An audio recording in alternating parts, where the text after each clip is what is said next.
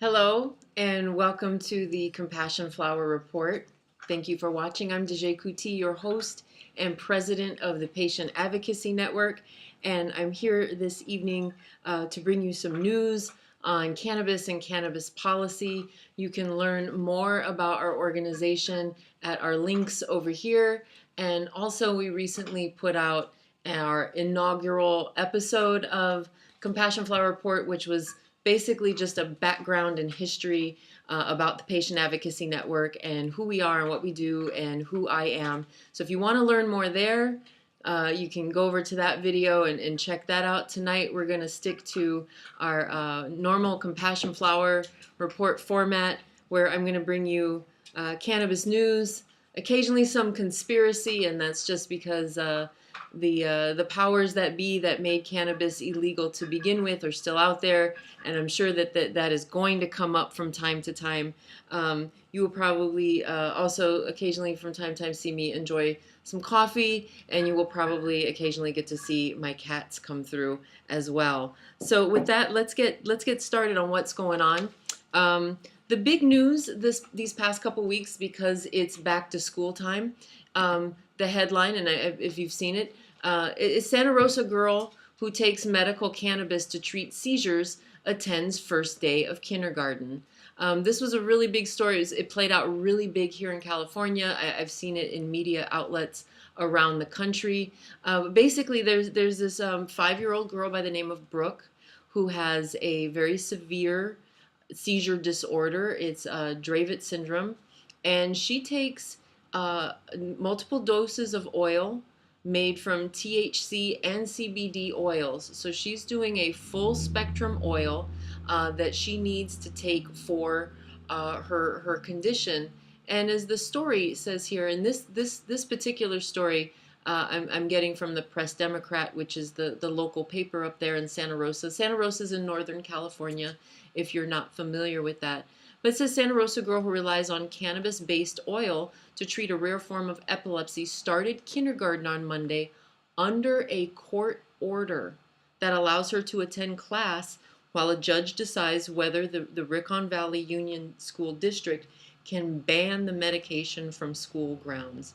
So I know that there are a lot of parents out there who have children that have serious medical conditions, and they need to be able to send that child to school with their cannabis.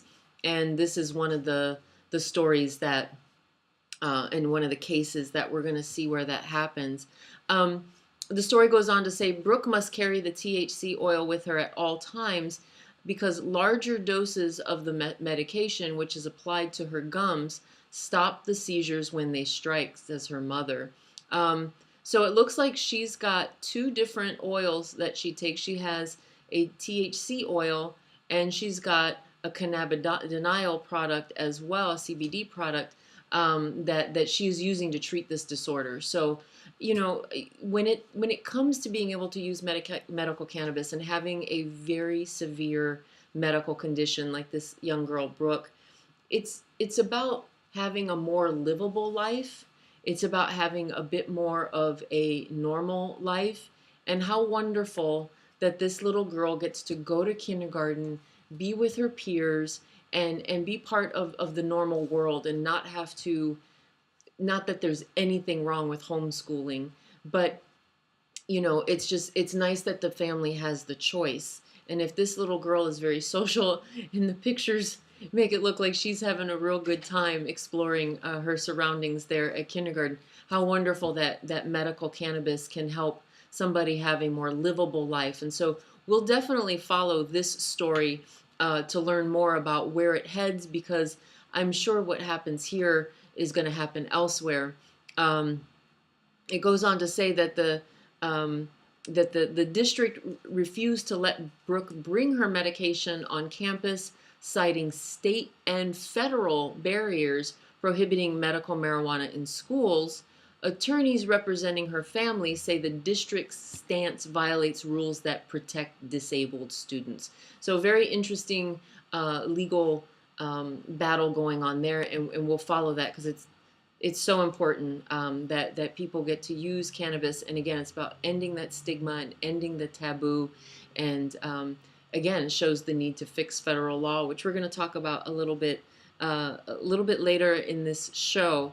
The other item that I wanted to talk about, it's another matter here in California. However, it affects the entire country in that if you can kill compassion in the state of California, which is the home of the Compassionate Use Act, what much of a chance does medical cannabis have in any other state?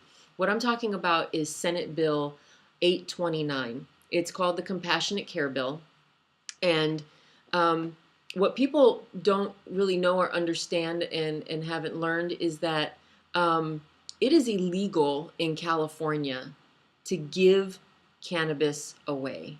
Even if you are trying to help and treat medical cannabis patients, low income indigent people, our here's your occasional cat, um, offer cannabis for free to veterans. You're not allowed to do that in California anymore because of Prop 64. So the state has, the legislature has decided to put forth this bill. They're calling it the Compassionate Care Bill. However, the way the law is written right now, the only way that a compassionate care license can be procured from the state is you have to already have an M license, which means that you have a medical marijuana license. And with that M licensing, you can grow and distribute and dispense cannabis that is specifically intended for a compassion program. Sounds pretty good, right? Okay. The problem is there are a lot of hoops to jump through in order to get the M license. It does require all that permitting, all those fees, all that other stuff to become a medical cannabis business, a medical cannabis provider in that space. California's Compassionate Use Act was not founded on dispensaries or a medical cannabis business model. It was founded on a social services model. And there were a handful of organizations, individuals, however you want to put it, who were basically giving marijuana away for free to sick and dying people. We had Valerie Corral at Wham, we had Dennis Perone in San Francisco, we had Brownie Mary and some others. They were not running what you would think of as a dispensary. They were procuring or growing marijuana for free. They were giving it away for free to people and patients, whether in hospice or those that came to the social service center. And places like Wham and in San Francisco, where this was going on broadly around the city, they were also giving away a meal. So there was food and there was cannabis. There was cannabis and there was food. Because what you'll see with a lot of people who are on some traditional AIDS treatment or cancer treatment, it's already a disease that can cancel out your appetite, and the medications only make that worse.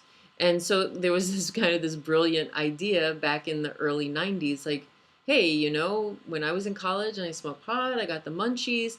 Maybe if I give a joint to an AIDS patient, he will get hungry and he or she will want to eat. And now they're holding down their medications. They're holding down foods. They're having more livable lives, which is what this comes down to. So what Prop 64 has done, and the legislature, they have made giving cannabis away for free as an entire business model illegal. And the way the Compassionate Care Bill is written, it's still going to be illegal unless you have an M license. And we find this horrific. We find this very sad, that there are still organizations. Now, granted, it's few and far between that somebody wants to run a completely charitable completely for free, social services driven organization around medical cannabis. But shouldn't the state of California allow that to be for those people who want to do it, for those organizations, for those entities that want to have basically a social service agency where once a day, once a week, whatever, they are giving cannabis away for free, possibly serving a meal, providing friendship, companionship. This is the healing process. This is what is important to patients, and this is what the entire medical marijuana movement was founded on. So it's very frustrating to me that there are people going, yes, we support the compassionate care bill, but they don't understand that there's still a stranglehold, that the nonprofit organizations that want to purely give cannabis away and feed people and provide other social services under this bill still can't do that. So this bill, SB 829, is on the assembly floor. It was introduced in the Senate. It went through those committees. It just recently went through the committees of the assembly, and now it's on the floor. We're getting close to the end of the session. If this is something you care about, then I ask you to please look up who your assembly member is in Sacramento and give them a call and let them know you support compassionate care as its own standalone license for anyone who wants to be a compassionate care only provider. Now, granted, there are going to be dispensaries that are going to have care package programs and they're going to have their discount programs, but those people who were inspired or came from that part of the history of medical cannabis are going to get wiped out if we don't help fix this. So again, another reason why there are patient advocates and why we have to stay diligent. Even with legalization state by state, we are still going to have a lot of watchdogging to do. How many times have we already seen the state issue emergency regulations on these new rules in California? We've already had 3 versions. This law was passed in November of 2016. Was first phase of it implemented January 1st of 2017. And since then, we've seen 3 major amendments, calling them emergency regulations, with the final regulations coming soon. And I'm sure there are going to have to be fixes and tweaks into these rules along the way. So there's a lot of work, and we still have to make sure that the patient voice remains in policy. So again, contact your assembly member. And also, if you live in a state that is really grappling with this and looking at this issue of giving away free cannabis, this is the whole foundation of the medical cannabis movement. The medical cannabis movement wasn't founded on let's open dispensaries and make a bunch of money off of sick and dying people. That is not what this was about. But as taxation came in and whether or not you can give it away and all these other things, it's made this process much more difficult. So let's fight for compassion because it's incredibly, incredibly important. The next thing I want to bring up with you is I've been communicating with colleagues and friends of mine around the country, and we've been talking about all these different bills that are in Congress right now. And somebody was saying, oh, you got to check out that Marijuana Act. And I'm like, which Marijuana Act? There's the Marijuana Revenue and Regulation Act. There's the Regulate Marijuana Like Alcohol Act. There's the Medical Marijuana Research Act. There's Responsibly Addressing the Marijuana Policy Gap Act.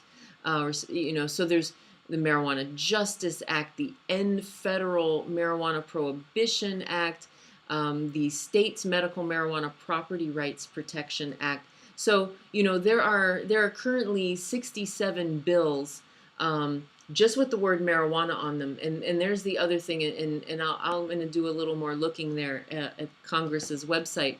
But when you're looking up bills, whether it's a state bill or something local going on in your community, or even on the federal level, when you do that bill search, don't just search the word marijuana. You probably also want to go back and search the word cannabis, because cannabis is starting to be used more and more often in bills, which makes perfect sense. And for those of us involved with medical cannabis, we prefer the word cannabis over marijuana.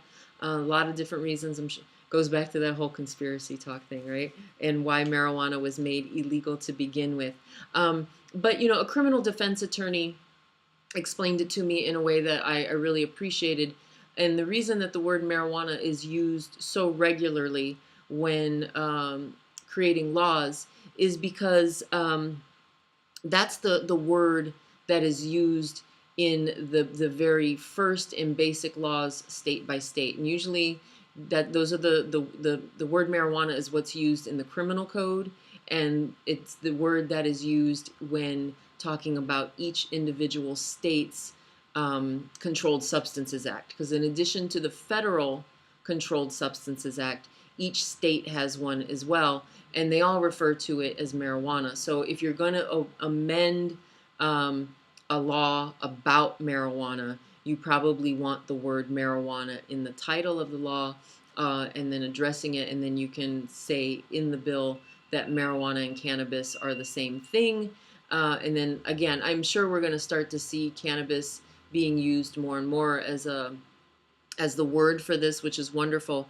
But I just wanted to say, when you're searching bills, make sure you look for both marijuana and cannabis so you don't end up missing. I was looking up a tax bill recently, and I was like, I'm not finding it under marijuana. So I looked under cannabis, and sure enough, there it was. So check out both places.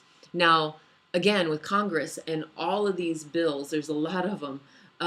What I'm suggesting, and again, I'm going to include a link with this, and this is what we'll talk about before we close for this episode, is contact your congressional member. Tell them, now you can find out, and again, I'm going to teach a workshop, and I'm going to do it online, and we're going to talk about looking up your congressional member and what all information is available. Sorry, my animals are scattering and running around and chasing each other here in my office. It never fails. When you get a hold of your congressional member, and like I said, you can find out in these bills who is sponsoring and co-sponsoring what. You can get an idea. You can even go to your congressional member's website, and you can probably, under the topics section, or just search the website for marijuana or cannabis. And if your congressional member is sponsoring a cannabis bill, or they have a press release out about cannabis or marijuana, you can probably find it. And that way you can find out where your congressional member stands. And that means your U.S. House of Representative and your U.S. Senator when I'm talking about congressional members. So when you get a hold of them, and I urge you to do so because it's the only thing that really changes things, is being a constituent and contacting your elected official and letting them know, I'm a voter and I'm in your district and this is how I feel. And it has impact. So don't think that it doesn't. It's important, and it does. What I'm encouraging you to do is, when you speak with your congressional member's office, tell them that you support any legislation that removes cannabis from the Controlled Substances Act. In my conversations with some of my colleagues, there are bills out there that say, oh, we're going to take marijuana out of Schedule 1. And, then you read the bill summary. It doesn't really say where they're putting it or what they're going to do. I am going to include in the description of this video a link to a very brief position paper that was produced by the Patient Advocacy Network, where we do a side-by-side legal language comparison of the penalties and fees if you get caught with cannabis under Schedule 1, and what the penalties and fees are if you get caught with cannabis under Schedule 2 and 3. You would think, oh, you get it out of, because Schedule 1, removing it from Schedule 1 recognizes that it has medical value. Marijuana should not be in the Controlled Substances Act, period. It should not be treated like all these other dangerous pharmaceuticals that you have to get through a pharmacy. And that's exactly what happens if you reschedule marijuana to a 2 through 3. If you, and this is again why I want you just to take a look at the brief position paper, because there's not a lot of opinion in there. We have a conclusion, which is our opinion of what should be done, but the entire rest of the paper is just a side-by-side comparison of the actual law. And under 2 and 3, if you move cannabis over there, you can't grow it yourself, you can't manufacture it yourself, you can't go to a mom and pop dispensary and get it. The only places that can be hands-on with cannabis if it's taken out of Schedule 1 is a university or a pharmaceutical company that has a permit that's been issued by the United States Attorney General. You tell me how many mom and pop marijuana dispensaries and marijuana grows in the United States are going to be able to get a permit from Jeff Sessions. So the goal is to totally remove it out of the Controlled Substances Act altogether. There are five areas in the Controlled Substances Act, Schedule 1 through 5. And cannabis just isn't appropriate for the Controlled Substances Act. So I want you to take a look at the position paper. I want you to contact your congressional member. You need to get comfortable and familiar with that. I do have a video where I went and visited Adam Schiff's office. Adam Schiff is my congressional member, and I introduced myself to their staff. And the position paper I'm talking about, I actually hand-delivered to their office. And we want to continue to circulate this position paper and continue to push that because it's considered very radical to take marijuana out of the Controlled Substances Act. But when you understand the law a little bit more and you realize that keeping it in the Controlled Substances Act is just going to hand it straight over to Big Pharma, and everything we worked for on the state level could be disintegrated. And that's under a very strict rescheduling.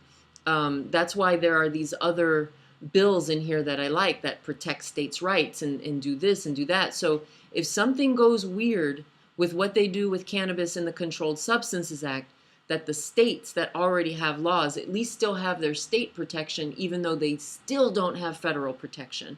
So that's really all I have for you today from the Compassion Flower Report. Again, we can't do this without your support.